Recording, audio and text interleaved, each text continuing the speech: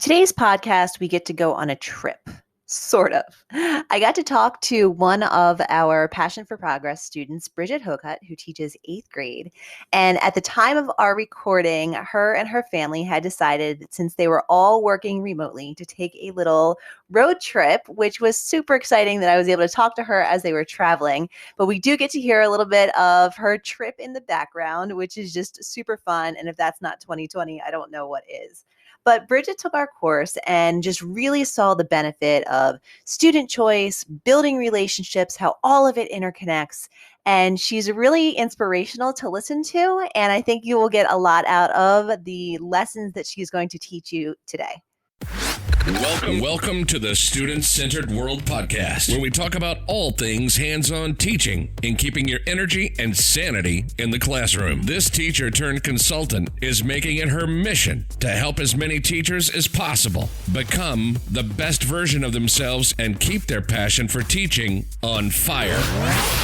It's her hope that we never forget why we desire to have a passion for educational progress. This is Student Centered World, and this is Jen Bry Soccer. But just kind of starting out in the whole thing, why don't you introduce yourself, who you are, what you teach, all that fun stuff. Okay. I am Bridget Hocutt, and I teach 8th grade language arts in the other side of this country from you, in a rural, a more rural school district, where there's about 300 students in our school. We're 6 through 8. Okay. So, and I get to see all of the 8th graders. Okay. Well, that's got to be fun, though. You get to know all of them. Yeah, although it's provided a unique challenge starting the year off completely online because I really don't know most of the kids. So, building that relationship has been a little bit strange. Fair. Try to figure out how to do that because they don't know me and I don't know them. So, yeah, that's very, very fair for sure. How has it been going?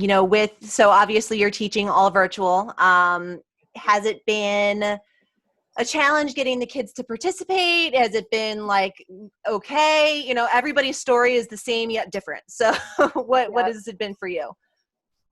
Well, I think that I feel like I have maybe had some advantages over a few of my colleagues in that partway through the summer, for whatever reason, I just had this gut feeling that this is how it was going to go. And so I started probably the end of June really just planning for what am I going to do when this is completely online. I know what to do when my kids come back to the classroom, even if I only see them a few days a week.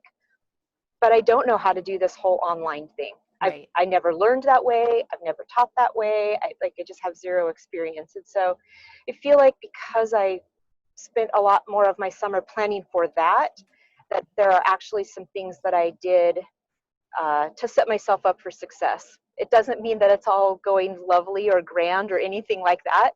Right. Because that just isn't our reality right now. I opted to do individual Zoom sessions with my kids instead of whole group learning because I felt like I could more meet their individual needs, and I think that that's been going relatively well. I have some students that still don't come to those, but it's going to be that way whether it's big groups or whether it's individual. And I think that I have, based on some conversations with some colleagues, I think I have more kids that are coming to the individual sessions than we're doing so in the spring in the big group. So I'm encouraged by that. That's good. Yeah. I mean, there's probably a little bit of pressure on them. I want to say that you're waiting for them. You're not waiting for everybody else. It's just them, which has probably been helpful. I think it has been. It's still interesting how many of them won't turn their camera on, which, it's a choice that they make, but it's interesting to me when it's just the two of us and you can say anything. But I get that too, that, some of them, you never know what their situation at home is, and just to really respect that piece for them. So I also feel like I'm really, with those individual Zooms, I'm really being able to meet the individual needs of my kids. It's really interesting some of them, it's common among students, but then there are others that in the conversation we're having, and they've been struggling because their work hasn't come in or it's only partially complete, and then in this 10-minute conversation you're having, all of a sudden the light bulb goes on because they've said something that might not even always be related to the issue they're having with work, but you make the connections and then you're able to ask the right question and the student goes, oh yeah, aha, I actually had one of those today. Right. I mean, and that's huge. And I really think that that is a benefit of the online learning. You can't have, I mean, you can set it up so you have individual conversations with each student in the classroom, but they're always worried about who can hear me, who's around, who's going to see me, as individualized as you can make it, closed door in the classroom. There's still always that fear. But when it's online, it's fair game almost to let your guard down a little bit and have those conversations that make everything make a little bit more sense. Yeah. Yeah, today it was interesting. So my kids are keeping digital notebooks, and I went in clearly making some assumptions about the tech skills that my students has, Hmm. had as eighth graders. And today in a conversation, because a lot of my kids have really been struggling because I've asked them to, like paste some additional things into their digital notebook and different things like that. And I showed them how to do it. Like one assignment was only that. And they all did it. And so then, you assume, okay, they've got it, and you move forward. And then today in a conversation with a student who is significantly behind, something came up about the notebook, and her words were, I'm just really having trouble with that. Well, what do you mean you're having trouble with that? And so then we could really get to the bottom of, she's just really struggling to paste things into her notebook the whole time. And it's not organized like mine that shows up on my video lesson is, and she can't find what she's looking for. And it was like, oh, I can fix that for you. How about if I just put the notebook together and I paste all of the materials in that you need for these first 2 units, and I'll just send it to you. And she was like, you'd really do that? Sure. And I actually did that for 4 students today, but it was something that until I had this conversation with the student, I didn't really understand what it was she was struggling with. Right.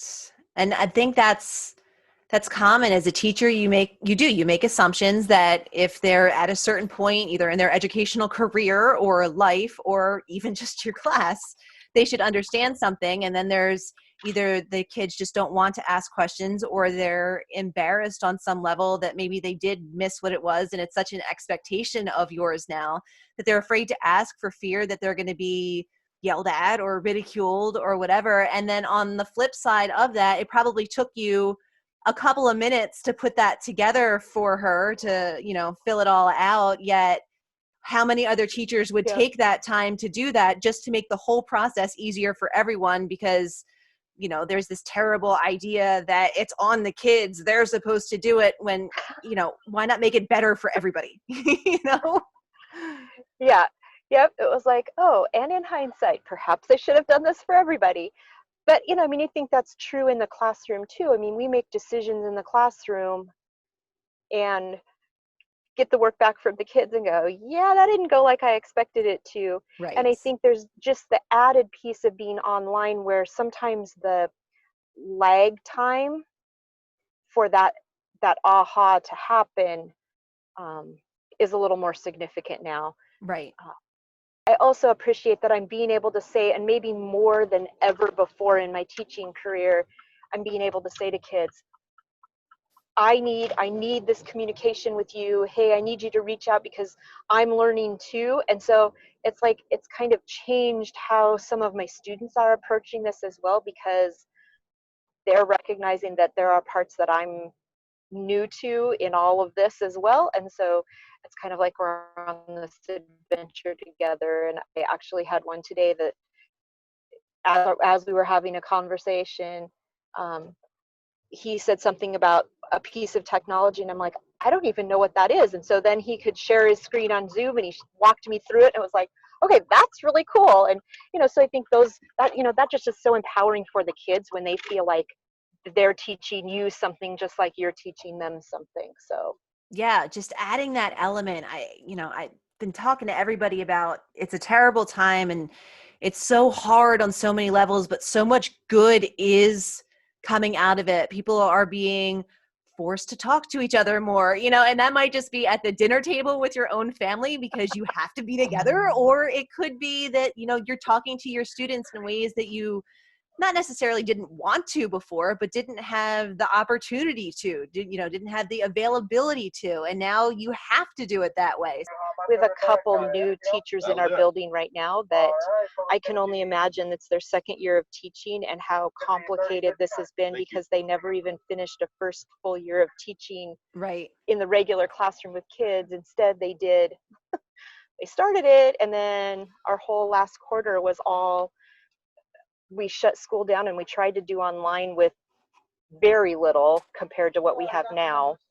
So yeah, I mean, in a way, some of the teachers that you would think would struggle with this, the ones that are not as experienced, are doing a little bit easier with it because they don't know any better. So just like a first year teacher would be rolling with it, they're just rolling with it, trying to figure it out. And then it's the teachers that have been around the block a few times, that have their methods down, that say they know how to do this, are the ones that are struggling because they're not willing to open up their brain to, hey, there's another way you can go about this, and I don't really have a choice because I can't teach in a traditional manner online or hybrid or with some kids in front of me and some kids through the internet. Like, you just can't. right.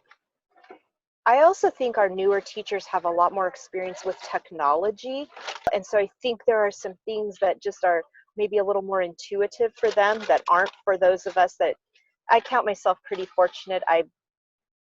The school district where I went when I was a kid, they were kind of on the cutting edge of technology, and I Mm-hmm. happened to be able to TA for the teacher that was the lead in that. Okay. And so there were a lot of things that we would get some new program and he would say, sit down and figure out how to learn or figure out how to use this so that you can teach so and so. And I'm not necessarily afraid of technology. Like, I feel pretty comfortable around it. Like, because he would always say, what's the worst you can do? Break the internet? It's not going to happen. And Right. so, he was just kind of like, go for it.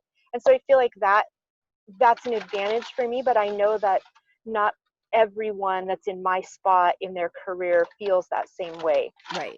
But I do think our newer teachers, that is a bit of an advantage that a lot of them have, that they have worked more with technology. It's been a little bit more of their, probably high school and college life than it ever was. Yeah, no, One at my definitely. point. And that's where, we've mentioned that disparities amongst the kids have really been brought to the forefront, but disparities amongst teachers have been as well. If you have never been, I don't want to say forced, but if you have never been required in some form to take on some new technology, or never had somebody make sure that it wasn't just a fleeting professional development where you smiled and nodded and then went right Right. back to what you were doing before, now the expectation is you need to figure it out because there is no other option. Yep. Well, and some of it is oh man, we were going to go back as a hybrid and now all of a sudden we can't do that. And oh, whoops, now you need to know this. And so you get the, 90 minutes of PD on whatever technology tool, like Google Classroom or whatever, that you're going to use in this moment. And then it's like, okay, so 90 minutes is enough. And now I'm going to figure out how to use it. Right. That causes a lot of anxiety for teachers and people. But then the other side of it that I've discovered is, we were like, okay, so Google Classroom's pretty intuitive because that's the platform we're using. And it's pretty intuitive for kids and they'll figure it out. And then we're like, yeah, they don't intuitively know how to use it. And, we're now on this side, and I've said to a couple of my teacher friends that have all agreed with me, perhaps we all should have taken the first 2 weeks and all of our lessons should have been on how to navigate Google Classroom. Right. And all of the pieces of that step by step. Because I'm finding I'm having to do a lot of that sort of teaching to even Right. get them to get to the content lessons, which is okay. Like I can be flexible with that. We can do that. And, but it's just, I think it's back to that. And I think we said it earlier, that word assumptions. Mm-hmm. We make assumptions about our kids. We make assumptions about our colleagues. We make assumptions about all of these things. And some of that habit of doing that is starting to come to light in this online situation that we're in. So Yeah, and I mean, the kids, they are incredibly tech savvy. You know, you give them some type of social media app and they've got it figured out in 4 minutes flat. But, correct. you know, they still need to be taught how to use it. There is still a learning curve. You're still going to have to take the 2 weeks to say, this is the button you push, this is where you go, because they're not excited to post their dance on TikTok as much as, you know, finding this folder on Google Classroom. Like, it's just, Right. it's different. But Yeah. they'll get it. And once they get it, they have it. So, you Yeah. know, it's not, well, we're just going to dabble in this app or this program for a little bit, and then we're not going to come back to it again. It's just going to be for this one project. If it's consistent and you come back to it over and over again, it's totally fine. But you can't assume that they are going to just know how to use it, because they don't have a computer chip in their brain as much as we sometimes think that they do. They do need to be programmed. We'll just stick with that theme. Right. Yep. And I want to circle back because I think you originally asked me what I did to prepare for this. I think that one of my friends from high school teaches online. And so I will say I had multiple conversations with her over the summer, just picking her brain about different things, about how she does it and what are the benefits of that or this, or, you know, the different way that, because she works for a company that does online instruction. Mm-hmm. And so, you know, there are pieces that I have to do that she doesn't have to do. But just trying to figure out, which is how I came to the idea of the individual Zoom sessions, because that was one of the things. She's like, I only teach one kid at a time. Right. Oh, okay. So we, you know, then that was a little bit of a conversation. And I had already been earlier in the spring talking to my principal about wanting to flip my classroom. Our kids just don't do homework. Right. And some of it is they just really don't have the support at home to be able to do that. Mm-hmm. And so thinking about differently, how then do I leverage the time in the classroom for the things that I think are really important but they don't have the support at home to do, but you can't just not do any of the instruction as well. Like, Right. it's not you can't give one thing up to gain something else. And so so I'd already been talking to my administration about flipping my classroom, super supportive of that. And so when it looked like this is what we were going to do, it was like even more reason to figure out that flipped approach, because then I know that even when the kids, even if we do a hybrid model, when the kids are online, they're doing they're getting the instruction videos. And then when we're together, I get to, you know, do the clarifications, and we get to do the small group work, and we get to do, you know, the collaborative kinds of things The that fun sometimes I stuff. think, well, and I think they're the things that often get, when kids don't get it like you think they do, they're the things that get set by the wayside, and yet Mm-hmm. they're the most powerful learning pieces for the kids. Right. So, and then that's when I came across your flipped classroom and the student-centered classroom and all of those pieces. And, you know, I think the big thing for me was that walking through that, I don't even know what to call it, program, The professional course. development, you Yeah. know, PD yeah. course. So walking through that, just, I don't know that a lot of it for me was new learning, but it definitely reaffirmed what I've believed for a long time as an educator. And that was just in all of this, it was just really comforting to be like, okay, yep, I really do understand how to reach kids. I really do understand my craft. And all of these things that I've been thinking for a long time, it really is the direction that I should go. And I finally feel like I'm in a building that 100% embraces that idea. Love it. And that, I think that's the piece that kind of like pushed me over the edge of, yes, I'm going to go for this. And so we do have 2 foundational units that we're doing right now that all the kids are doing. And I've kind of set up some things that I haven't always done in my classroom, but I think online they really have to be. The kids they have to meet a certain minimum percentage on each of the assignments before they can access the assessment, and then they have to score a certain percentage on the assessment before they can move on to the next unit. All of that in an effort to keep, you know, prevent them from failing later on. I want to set them up for success. Sure. And what's kind of dangling out there for them is is the idea that I created 12 choice units for my students, Uh-huh. and that they then get to choose 6 of them to complete over the course of the rest of the year. Oh, that's awesome. And so as I've talked with kids about it, they're starting to get a little more excited about that. And today I talked with several kids about more specifics, like what are those units? And so essentially they get to read and write about the 6 topics that interest them. That's awesome. So I'm excited. I got to work with my history teacher, and we've worked at least 3 of the units. So one for each quarter is collaborative, and the project that they complete, they would get credit in both English and social studies. That's fantastic. Yeah, so I'm just the more, and like today as I was sharing with kids, it was like the kids, I watch their eyes get bigger, and as they're getting excited, it's like I'm getting excited. I'm excited about, Yes. how this is going to look, and I don't have all of the details figured out yet, but like one of the units is around suspense, and so the kids get to read suspense stories, and they get to study how an author crafts and uses different techniques to create suspense in a text and in a movie.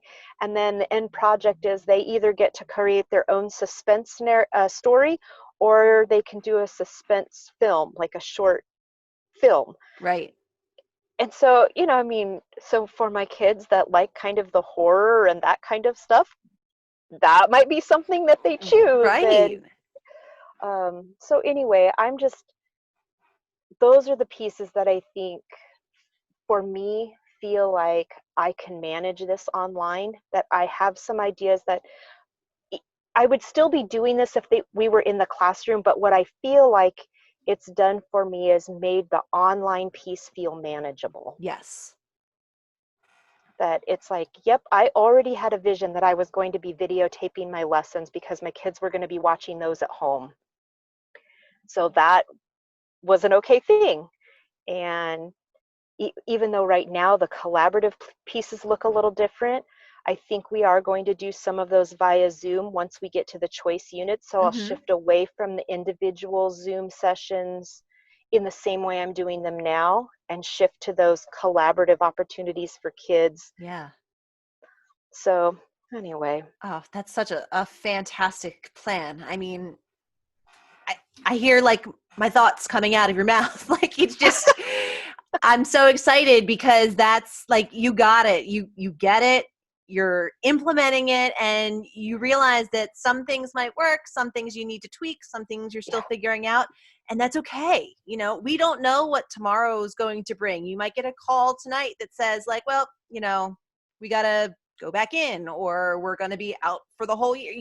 We just don't know right now. So having that flexibility and having a plan and getting your kids excited through the internet, looking at them, it's just, you can't ask for much more than that. So if you had to give a teacher who's really trying to figure it all out and manage it and piece it together right now a piece of advice, what would it be? 4 words. Okay. Grace. Because you know what? You're not going to get it right every time. Right. You're not going to get it right. The kids aren't going to get it right. And the best thing you can do is give yourself and them grace when a mistake happens. Flexibility, because it's never going to look the same from day to day. And you have to be able to be flexible with those changes. It will cause a lot less stress for you. Perseverance, because this is going to be hard. There's just no way around it. Yep. This is going to be hard, but we have to stick with it. And when we stick with it, our kids will stick with it. Yes. Because they will see that. And number 4, choice. Because if they have choice, they're going to be with you. Yep. Just like you want choice as a teacher, the kids want choice as a student. And again, as the teacher, you are 100% dictating what their choices are. So you are still making sure they're doing what they need to be doing, but they think that they have all these options, and they'll gravitate towards what they like, and which will make them more engaged. And it's a snowball. Yep. Absolutely. Awesome. Thank you, Jen, for reaching out and for putting the PD together and just reaffirming everything that I've believed for a long time, but giving me maybe the springboard to jump in and say, okay, yep, I'm just going to go for it. Oh, that makes my heart so happy to hear.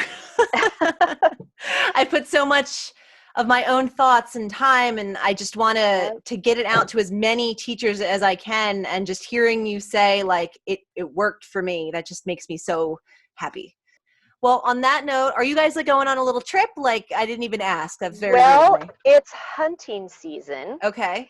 and our youngest daughter is a senior, getting to do online. And Okay. so we feel like perhaps we need to do some things that we wouldn't normally do. So since we can teach remotely, we're headed to the other side of the state to hunt. That's awesome. I mean, I said to my husband, so the district that we live in might be going all back to school, which I'm right now they're on a hybrid and they're only in 2 days a week, and we're comfortable with that. But now I'm like, I don't know I know, how. it's so hard to know. Right. So I'm like, well, I work from home and my husband works from home unless he's traveling. But right now traveling's been obviously non-existent. So I'm like, what if we just like rent a motorhome and we like pull the kids to go virtual and we can like park places and work and then just like just go and find things. Like, when would we have that opportunity to do that again? So good for you guys for actually doing it, because we're a lot of talk.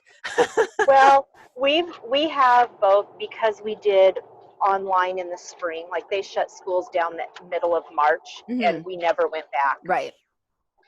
And at that time, at first, we weren't even allowed in the building, so we did all of it at home. Hmm. And this fall, they're actually letting teachers in the building, and they actually are allowing our school age kids to come in with us. So that has been a big benefit, That's because helpful. we've said, nope, we're not doing it at home. We're doing it at school. And when we leave school, we're leaving school at school so that we can be home. But we also feel like she's missing out on a lot of those senior year kinds of things. And Yeah. so we just decided, nope, this is going to be one of those things that we can do. And I say go for it. Don't just talk about it, Jen. Go for it. I And if know. you We're want any just like, suggestions about where you should go, email me. No, seriously, the year we moved from one side of the state to the other. We spent 33 days on the road in a motorhome touring the United States. It was the coolest thing we've ever done, and both of my girls would tell you that. that's awesome. So my husband's whole family races boats, which is like random, but it's all over the country. So we do have the opportunity to drive to wherever there happens to be a race site. So we certainly have that. But yeah, I mean, and then the other part of me, because we've been like backhandedly having this conversation with each other, like, oh, we should just like go. But we're doing like trying to pay off the debt and trying to Yep. like do all the responsible adult things. But I'm like, when are we gonna have an opportunity like this? It's just that internal, like, the devil's on this side, like, just do it. And the angel's like, no, you have a plan. You're trying to do the things. Yeah, it is hard, and I will say that was a piece that you don't drive by a gas station in a motorhome. Right. Yes. Yes. Well aware of that. Yep. If there's anything that I can help you with, like if you, need an idea or anything, feel free to reach out. Thanks for being flexible with us. I No, that's appreciate the that. name of the game in 2020. Just Yeah, be it's one of flexible. those 4 words, right? Yes, right? Yep. All right. Well, thanks again and enjoy your Yep. time. Take care. Bye.